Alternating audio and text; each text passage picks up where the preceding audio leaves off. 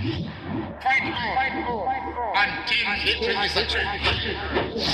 You're listening to FairPlay on justicenews.net. My name is Imran.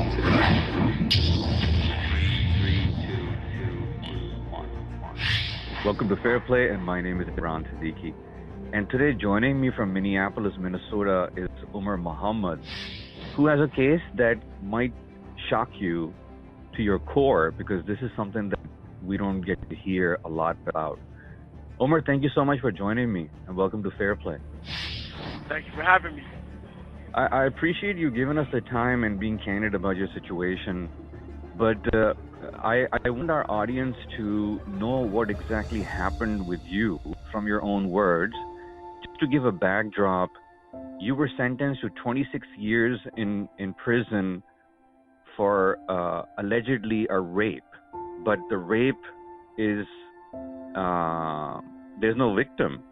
So it's really strange that they have accused you and imprisoned you of a crime where we don't have any victim.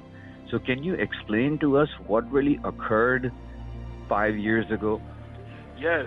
So I'm dating this woman.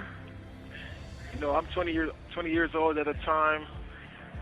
She's in her mid-40s. I'm the only African American that I know of in the town, so people are kind of looking at the relationship like, huh? Like, what? What's going on? You know, they didn't pretty much approve of it. So What town was that? What town was that? Hugo, Minnesota. Okay. And so I actually initially met her at a grocery store that we both were employed at. And the people were, all of the co-workers assumed that I was taking advantage of this woman. So they were telling her, like, you know, I'm a bad person, I'm a bad guy, you know, why is she with me? And so I move in with her. I end up getting fired from the workplace because the boss woman thought that I was shifty and she was suspicious of me.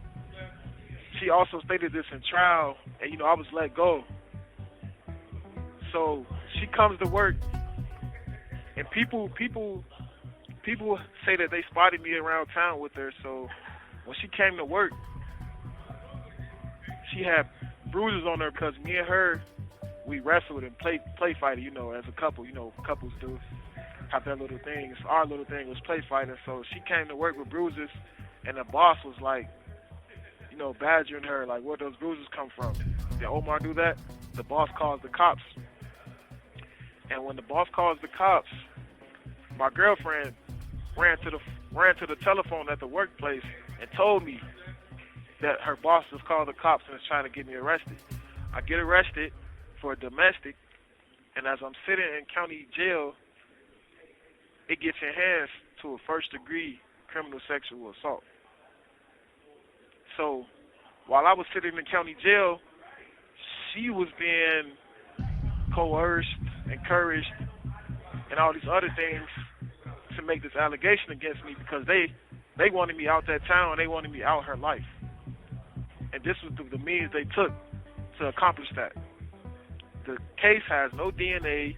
My girlfriend denied to the police that sexual abuse took place, denied to get her privacy examined, denied to have a rape kit done. And she told the cops the bruises came from us play fighting. All of this is on record. So this is also on record. Her boss felt that she wasn't being truthful and honest and needed to be made cooperate in the case. So the boss orchestrated a surprise police interview at work. My girlfriend is unsuspecting of all this. So she's surprised at work with a police interview. And on this interview, there's a sheriff, there's her boss, and there's a social worker.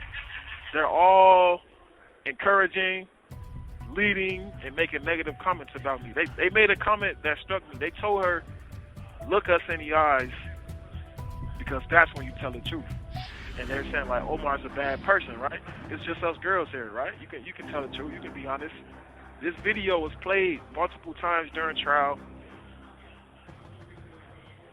Just the police went on stand and admitted that, oh, yeah, Yeah, that video is tainted, and we didn't follow proper protocol.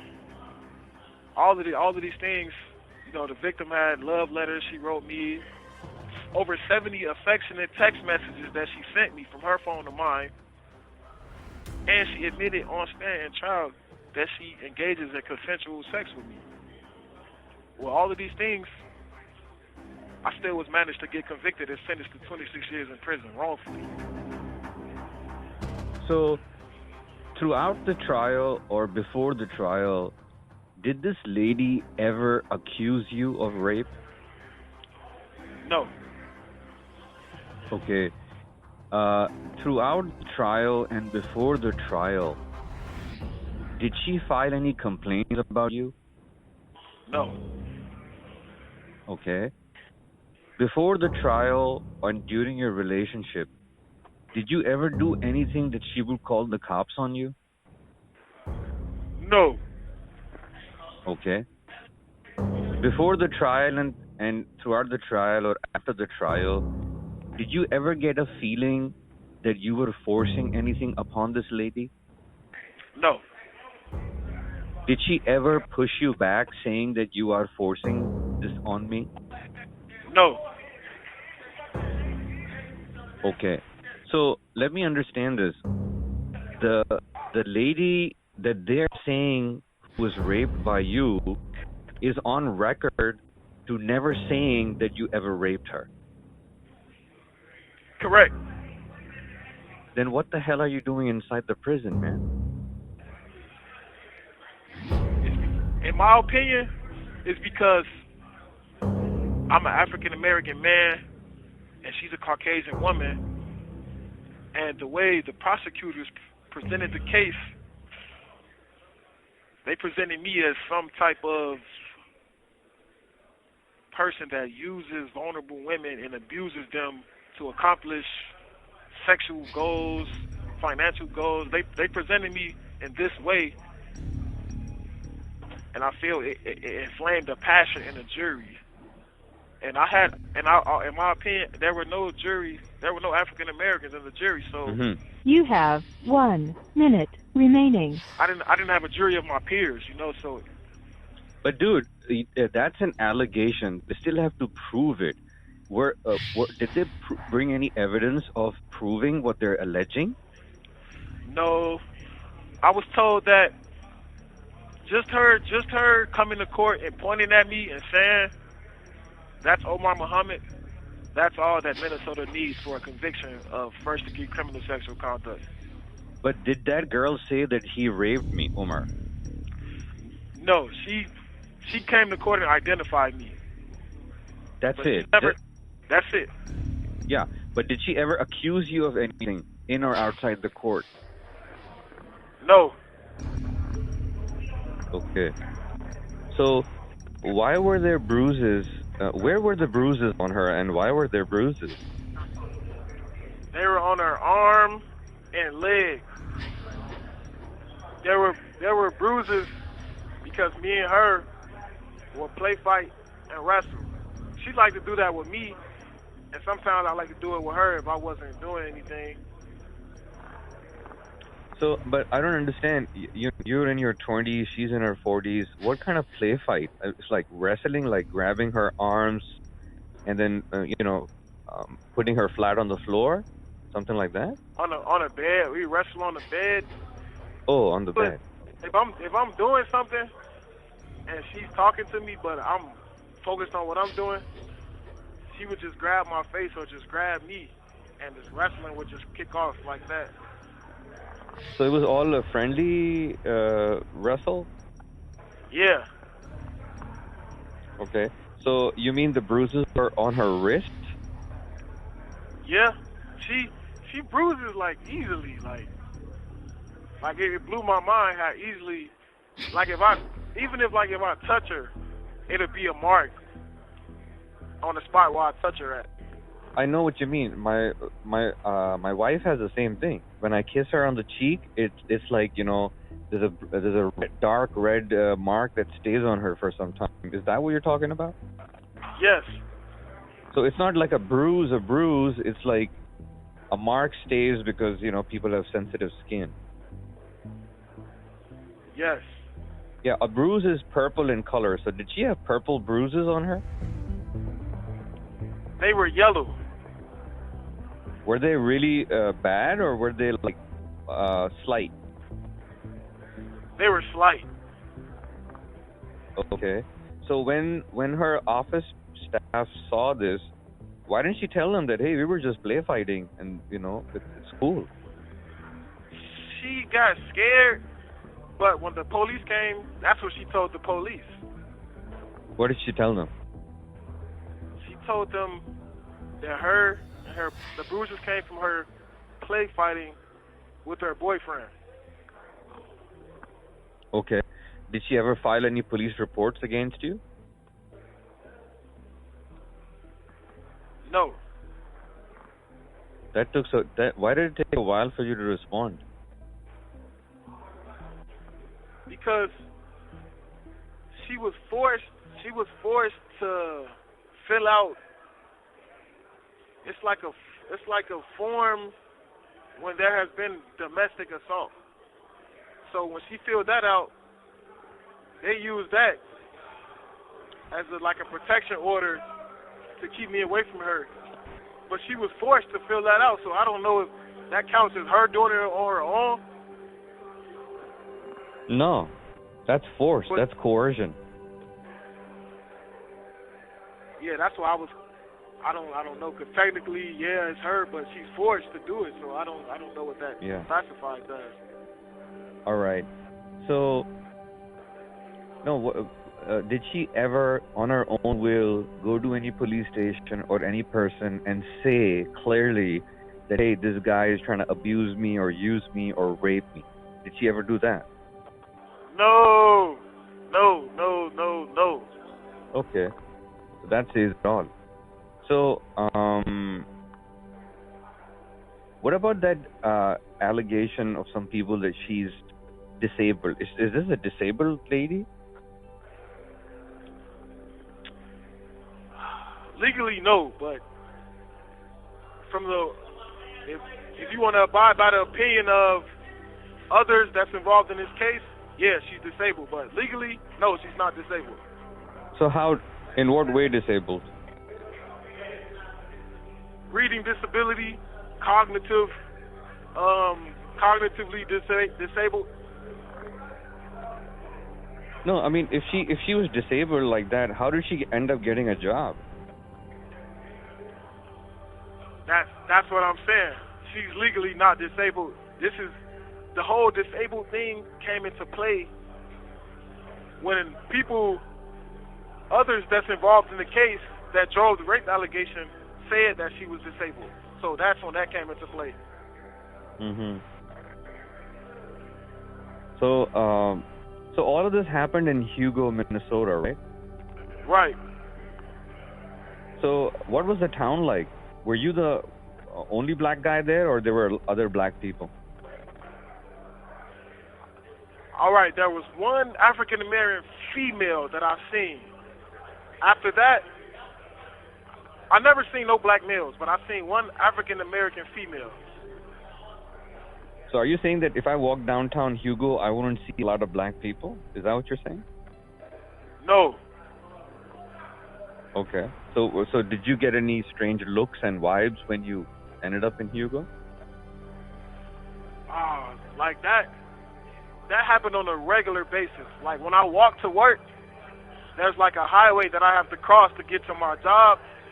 And when I'm standing at the light to cross the highway, 80% of the cars that drive past, they kind of break their neck to look at me. So why didn't you leave that town then? I'm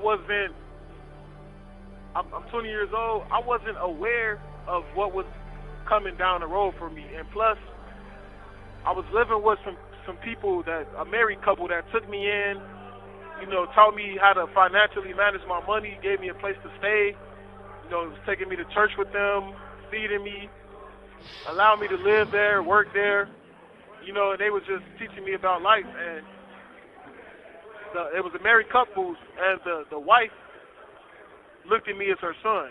So I was starting my life with them. I didn't want to just up and just leave them because they took me in. So why didn't they go to the court to speak on your behalf then? They did. What did they say?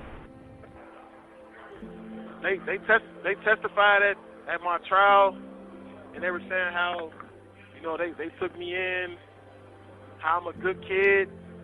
I was working, trying to make a living for myself, and things of that nature. Okay. So why didn't the girl fight for you or reach out to your family and then, build a team to fight for you and get you out? I don't think she's in a position to do it because she's surrounded by the people that drove her to make the allegation. Okay. So her parents, her coworkers, her boss, this is her everyday social circle. So me personally, I think that plays a part in why she hasn't tried to recant her statement and say, you guys made me do this. I got to take this back, because her parents are pastors, and sex before marriage, that's like a major no-no in her family. Because I met her parents, and they didn't want me living with her because they didn't believe in sex before marriage, and they believe that a man and a woman living together will have sex. So in order to save her image, I don't think she wants to recant and say, you know what, I made this all up. We were having, consensual sex. I don't think she wants to face what that brings if she does do that alone. So that's why I feel like a private investigator has to meet with her. Someone has to, talk to her and let her know it's okay if you come out and tell the truth. Yeah. So why didn't you guys get married?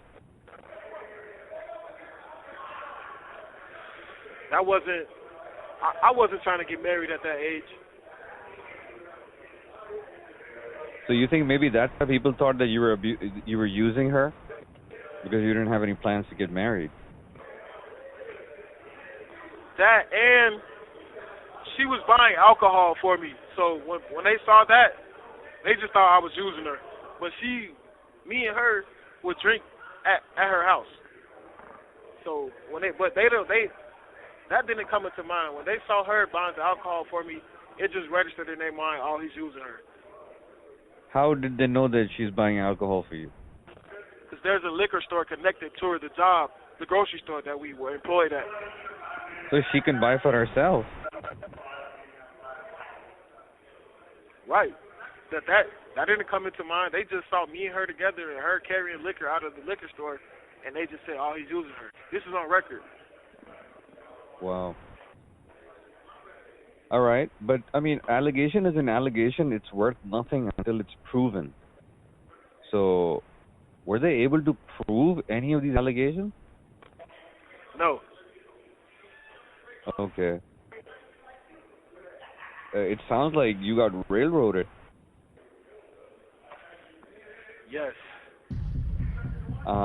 Because you think that, you're a black guy having a relationship with a white girl, and that's going to piss off a lot of people? Yeah, and the white girl was labeled vulnerable. So that also adds to the pissing off of the people that were viewing the situation. Yeah, but the question is that this allegedly vulnerable lady, she's never on the record of complaining against you or saying clearly without any coercion that, you raped her or hurt her in any way, shape, or form. Right. Yeah, so it's weird that where's the victim here? There isn't one. Yeah, so there's no rape kit? No. Yeah. There's no statement of the lady saying that I was raped? No. All we have is you in prison for 26 years. Right. Yeah. What happened the first time when they booked you? Who bailed you out? They just threw it away. They just threw the domestic away. How? Why? Because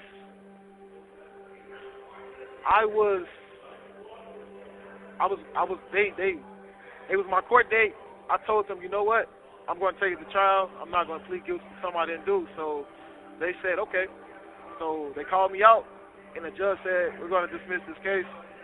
You're going to be released. And they said, putting a DACA order on you and the victim, and they just released me.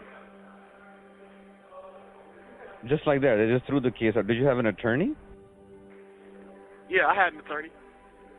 Was it a public pretender? Yes. Okay. That's strange, man. The public pretender got you out? No, he actually wanted me to just plead guilty to the case. He said, you plead guilty, you'll be out of here. But I'm like, no, I'm not pleading guilty to nothing I didn't do. I didn't assault her. We play fight on the daily. I'm going to take this to trial. I took it to trial, and they said, you know what, we're just going to dismiss this case. Very good. Very smart guy. You turn out to be a better judge than the public pretender. Yes.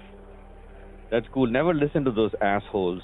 What kind of an asswipe will tell you to accept something you didn't do? I feel like... You have 1 minute remaining. I feel like it's like three friends and a stranger. You know, they're all in on what's going on. So he's just a piece of something that's been going on for forever. So he's got to play his role into making me, you know, play a role into getting a conviction any type of way. Either the prosecutor get it or he get it. He's just a puppet in that game. Convictions. I don't think it's about if you're innocent or not. It's about whether they can get a conviction out of you or not. If whatever is presented, if they can make a conviction out of it, that's what they're going to try to go for. They're not after the truth, because the truth is plain as day that this is not a domestic assault. If the woman told you that we play fight, why am I arrested for domestic assault? All right. So what happens in the first trial? They throw the case out, and then what happens next? I'm released with a Danko. So she calls me and she asks me, do I want to go out to eat? So she picks me up, and while I'm in the car with her, I asked her, like, why did you have them lock me up? And she just kept saying, they made me do it. They made me do it. She just kept saying that. She kept saying that. And like I didn't pay attention to it. I'm thinking she's talking about the domestic. But mind you, while I was in there, the 2 weeks on that false domestic, they were preparing the rape case. So she kept saying they made me do it. She's talking about making the rape allegation. I didn't connect the dots to this until after I got locked up for the allegation. But she takes me out to eat. We go to TGI Fridays. She gives me $200. She gives me the key to her house. She tells me to be there when she gets out work. So she drops me back off in the cities. So the next day I go to her house in Hugo. I go from St. Paul to Hugo. I go to her house. And in order for me to walk to her house, I have to walk past the job. So I'm walking to her house. I walk past the job, and some coworkers spot me. And they have like a look of shock on their face when they're looking at me. So they're looking. I pay no mind to it. I'm just thinking they're just looking at me like that because the domestic situation. So I'm walking. So I'm at her house. I'm there until she gets off. She storms in the house, marching up the stairs. I'm asleep. She wakes me up by kissing me, and she says, they follow me here. They follow me here. They're watching me. Like, she's like in suspense. So I'm like, oh, okay. So she says she'll be back tomorrow. So she gives me a kiss and she leaves. Tomorrow comes. Somebody enters the house. I'm thinking it's her. And I hear someone say, hello? Anyone in here? I instantly get up. I knew it. I know that's not her. I sleep in my underwear, so I'm sleeping in my underwear. My clothes are on the bedroom floor. So I hear someone say hello. They're coming up the stairs. I go and run and hide in the shower. It's her mom. Her mom comes up the stairs just enough to look in the bedroom, and she notices my white sneakers and my jeans. Mm-hmm. And she runs out of the house. Shuts the door. I hurry up, get dressed, put my clothes on. I run. I don't go out the front door because that's where she's at, and I know she's calling the police. So I run, and I hop off the balcony of her house, of my girlfriend's house. I go around, and polices are coming. Cop cars come from all directions I can go to get away from her house. They come in, they close me in, guns drawn, and they ask me, like, where'd you sleep last night? I told them why. Why do you want to know that? They say, you know what, you're being detained. They detain me, arrest me, book me in for a violation of a danko. So I have money to bond out. So the whoever, what is the person called that takes the money for the bond out? The bail bondsman. The bail bondsman takes my money and I bond out. But as I get to the door, they turn me around and say, "Oh, you got a new charge. We're gonna got to rebook you in. You got a new charge." I see what the new charge is. The new charge is first degree CSC. What's that? That's first degree criminal sexual conduct. So, a couple of things here I would like to go back to.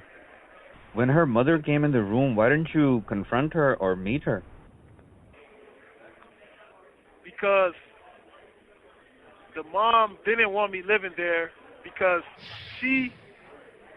when I met them initially, they wanted me out, but my girlfriend wanted me to stay, so it was kind of like an unspoken conflict between me and her parents because they didn't want me there. So when she came in, I knew that it was going to be some type of conflict. And my girlfriend also, she was basically hiding me there now. After I met her parents, me staying there was her hiding me there type situation. So. But she would see your shoes and your clothes. She would know. I didn't. If I would have knew, I didn't think of that at the time. Because if I would have knew that, I would have took my clothes with me and hid in the shower. But me, just in a hurried state of trying to not get saw by the mom, I just ran and hid in the shower. But it just occurred to me that my clothes are on the floor. So. But don't you think it would have been better to just put your clothes on and sit there and talk to her? I was 20 years old at the time. I wouldn't. I had already did that, and it ended with them disagreeing with me being there. So, in my 20-year-old mind, I'm thinking I could just hide from her. She'll leave, and everything will be back normal. And then why did you jump off the balcony? I mean, the wall. I mean, why didn't you just stay there and wait for the cops to show up? Because there was a danko. What's a danko? A danko is a dude, like, I can't have contact with her. So you had a court order to stay away from her? Yeah. Then why the fuck did you contact her? She contacted me. But you could have told her that, hey, I have a court order, I can't speak to you. I wasn't thinking like that. This woman, I had just lost my job. This woman wants to take me out to eat. let me stay at her house, you know, show me love. A court order is not going to stop me from, you know, hanging around with my girlfriend. And I know that the reason why the court order was in place was because she was forced into taking these precautions. This is not her doing. So I didn't take that. That didn't hinder me in no way, the court order. Well, you disobeyed the court order. Did it help you? No. And the woman that you love, is she in prison or you? Me? I am. So there you have it, man. But I don't want to go and cry over spilled milk, because in hindsight everything is 20/20, everything is clear. And who am I to say if you did the right thing or not, because I myself am an asshole. So, and most of us are. And we just go judging over other people without knowing the truth. So I am just questioning what is common sense, that, you know, if a court is telling me to stay away, then I should. But what you're saying is that the love overcame you? Yes. Okay. So I don't know what to say, man. I mean, that was a bad move. And why didn't you plan to fight the court order?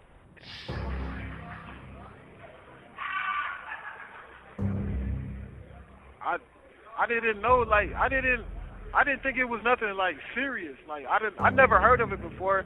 I just knew they said don't go around her. I'm just thinking, like, I didn't know, like, nobody would. I didn't know I can end up in jail for going around her. Like, I never cared about. All I cared about was, all right, you guys are letting me out. That's all I cared about. Danko. Once they said Danko, I never cared about it. All I cared about was getting out of jail. When they told me you're being released, we're putting a Danko on you, don't go around her. That went in one ear, out the other. I'm just did 2 weeks of county jail. I'm ready to get out. Like, that's all my mind was focused on. Yeah, I just wish that you just sat in a bus or a Greyhound or something and just left back for Chicago.